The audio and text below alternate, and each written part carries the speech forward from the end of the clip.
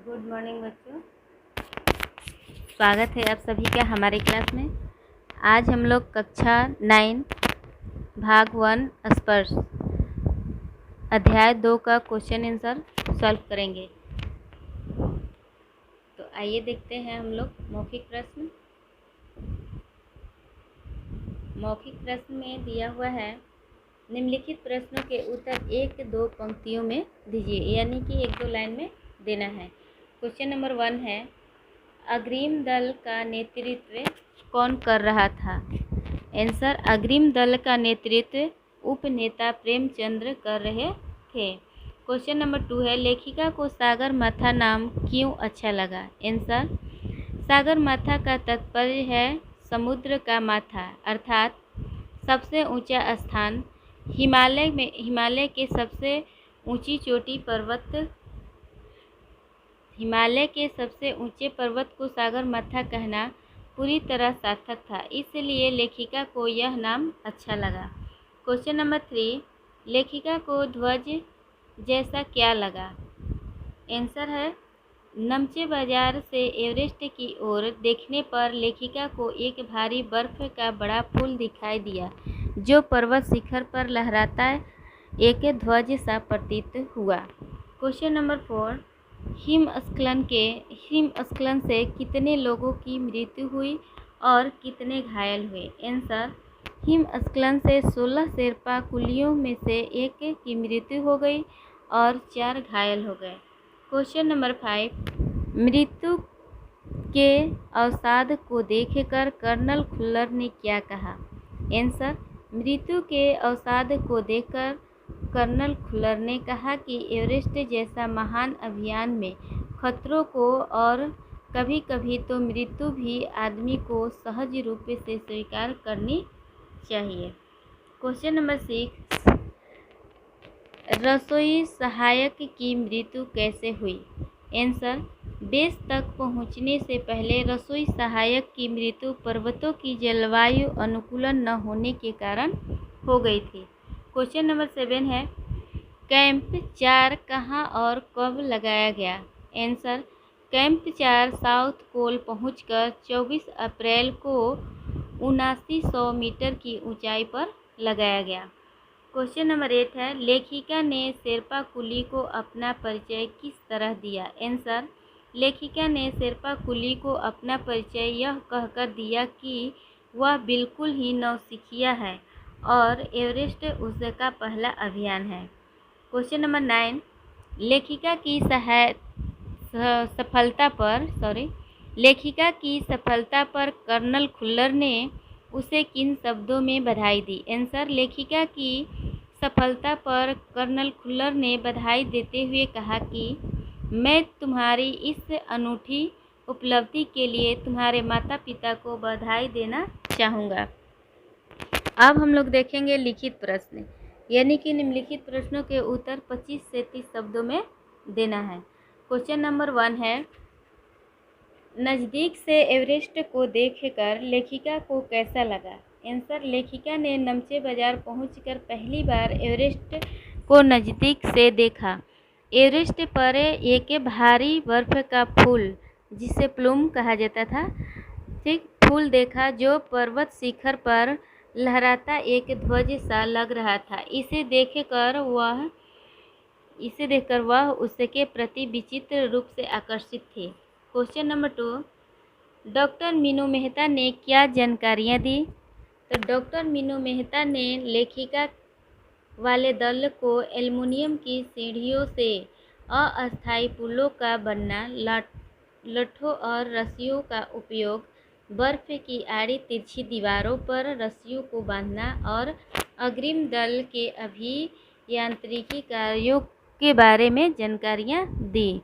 अब है question number 3, Tenzing ने लेखिका की तारीफ में क्या कहा? आंसर, तेंजिंग ने लेखिका का उत्साह उसके कंधे पर हाथ रखकर बढ़ाया और उसकी तारीफ से कहा कि तुम एक पक्की पर्वतीय लड़की लगती हो, तुम्हें तो शिखर पर पहले ही प्रयास में पहुंच जाना चाहिए। क्वेश्चन नंबर 4, लेखिका को किनके साथ चढ़ाई करनी थी? आंसर, लेखिका के अभियान दल में यो तो लोप्सांग, तसारिंग, एनडी शेरपा आदि सदस्य थे, किंतु उन्हें जिन साथियों के संग यात्रा करनी थी वे थे की, जय और मीनो। 3 व्यक्ति थे, एक का नाम था की, दूसरे का जय और तीसरे का मीनो। क्वेश्चन नंबर 5, लोप्सांग ने तंबू का रास्ता कैसे साफ किया? आंसर, लोप्सांग ने तंबू का रास्ता अपनी स्विस छुरी की मदद से साफ किया। वह अपने प्रयास में सफल भी हुआ। अब क्वेश्चन नंबर 6 देखेंगे। साउथ पोल कैंप पहुंचकर लेखिका ने अगले दिन की महत्वपूर्ण चढ़ाई की तैयारी कैसे शुरू की? आंसर, साउथ पोल कैंप पहुंचकर लेखिका चढ़ाई की तैयारी करने के लिए सुबह 4 बजे ही उठ गई। उठने के बाद बर्फ़ को पिघलाकर चाय बनाई। चाय के साथ कुछ बिस्कुट और आधी चॉकलेट का हल्का नाश्ता किया। लगभग 5:30 बजे वह अपने तंबू से निकल पड़ी। अब क्वेश्चन है ख, यानी कि निम्नलिखित प्रश्न के उत्तर 50 से 60 शब्दों में लिखना है। क्वेश्चन नंबर 1 है, उपनेता प्रेमचंद्र ने किन परिस्थितियों से अवगत कराया? आंसर, उपनेता प्रेमचंद ने अभियान दल को उनकी सबसे बड़ी बाधा खम्बू हिमपात की स्थिति से अवगत कराया। उन्होंने कैंप 1 तक का रास्ता साफ कर दिया। उन्होंने पुल बनाने, रस्सियों को बांधने तथा झाड़ियों से रास्ता चिन्हित कर सभी बड़ी कठिनाइयों के बारे में बताया। उन्होंने अभियान दल का ध्यान ग्लेशियर की ओर भी दिलाया और जो बर्फ की नदी थी, हिमपात के अनियमित और अनिश्चित बदलाव की ओर भी ध्यान दिलाया। क्वेश्चन नंबर 2, हित किस तरह होता है और उसमें क्या क्या परिवर्तन आते हैं? आंसर है डी, माता अपने आप में एक तरह से वर्ष के खंडों का अव्यवस्थित ढंग से सना पड़ता है। हिमामेयर बनता है। ग्लेशियर वर्ष की नहीं होती। हिमपात में मौसम में अनियमित और अतिरिक्त बदलाव आता है। रास्ते बंद हो जाते हैं। क्वेश्चन नंबर 3 है, लेखिका ने तंबू में गिरे बर्फ पिंड का वर्णन किस तरह किया गया है? मतलब कि जो तंबू में बर्फ गिरा था उसका वर्णन लेखिका किस तरह से की है? लेखिका के तंबू में गिरे बर्फ पिंड का वर्णन बहुत प्रभावशाली, नहीं होगा, ठीक ना। लेखिका ने तंबू में गिरे बर्फ पिंड का वर्णन बहुत प्रभावशाली और विस्मयपूर्ण ढंग से किया है। नींद में सोई लेखिका धमाके की आवाज़ सुनकर जग जाती है। उसी समय उसे अपने शरीर पर एक भारी उंडो चीज़ सा एहसास होता है। उसको समझ में कुछ नहीं आता। यह उसके विस्मय का कारण है। इसके बाद उसे इस घटना की भयावहता का पता चलता है। क्वेश्चन नंबर 4, लेखिका को देखकर की हक्का बक्का क्यों रह गया? आंसर है जय लेखिका के हौसले को देखकर हक्का बक्का रह गया था। बर्फीले मौसम में रूम से बाहर निकलकर कई फुट नीचे उतरकर अपने साथियों को चाय देना, लेखिका ने इसके लिए अपनी जान को जोखिम में डाला था। क्वेश्चन नंबर 5 है, एवरेस्ट पर चढ़ने के लिए कुल कितने कैंप बनाए गए, उनका वर्णन कीजिए। तो आंसर है एवरेस्ट पर चढ़ने के लिए निम्नलिखित कैंप बनाए गए। पहला है बेस कैंप। यह कैंप काठमांडू के शेरपा लैंड में लगाया गया। पर्वतीय दल के नेता कर्नल खुल्लर यहीं रहकर एक गतिविधि का संचालन कर रहे थे। उपनेता प्रेमचंद ने भी हिमपात संबंधी सभी कठिनाइयों का परिचय यहीं दिया। दूसरा है कैंप दूसरा कैंप, एक यह हिमपात से ऊपर 700 यानी कि 6000 मीटर की ऊंचाई पर था। यहाँ हिमपात से सामान उठाकर कैंप तक लाए जाने का अभ्यास भी किया गया। तीसरा कैंप 3, यह लहोत्से पहाड़ियों के आंगन में स्थित था।